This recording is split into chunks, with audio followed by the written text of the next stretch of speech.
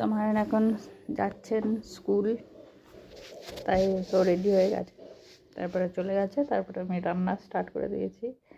আজকে হবে এই তো মাছের ঝোল, কিন্তু জিরে মানে ভাজা জিরে গুঁড়ো দিয়ে, বাস, আর কিছু না। এটা পেঁপে, বড়ি, বেগুন, কাঁচা কলা আর মাছ, মানে টাটকা মাছ নিয়ে এসেছিলো, দিয়ে সেটাই, কিন্তু টাটকা কাল যাই হোক ফ্রিজে ছিল। আর এদিকে করেছিলাম মানে মূলো শাক আর মূলো, মানে এটা একটু চচ্চড়ি করে সর্ষে বাটা দিয়ে, বেশ শুকনো শুকনো করে, আর টমেটো সিদ্ধ, এটা ধনেপাতা কাঁচা লঙ্কা এসব দিয়ে, সব কিছু দিয়ে ওটা মাখা। আজকে ওটাই রান্না করেছে আজকে।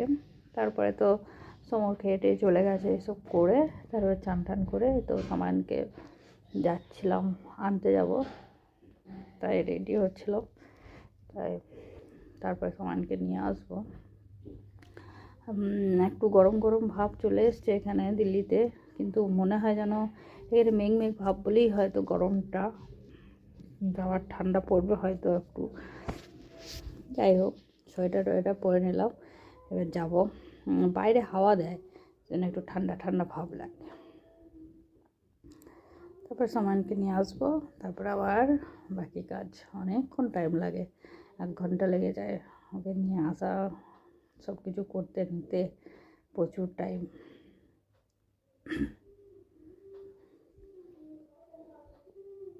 আর চশমা চশমা ছাড়া তোমার চলবেই না।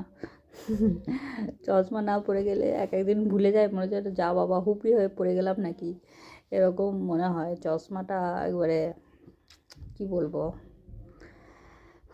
বাই।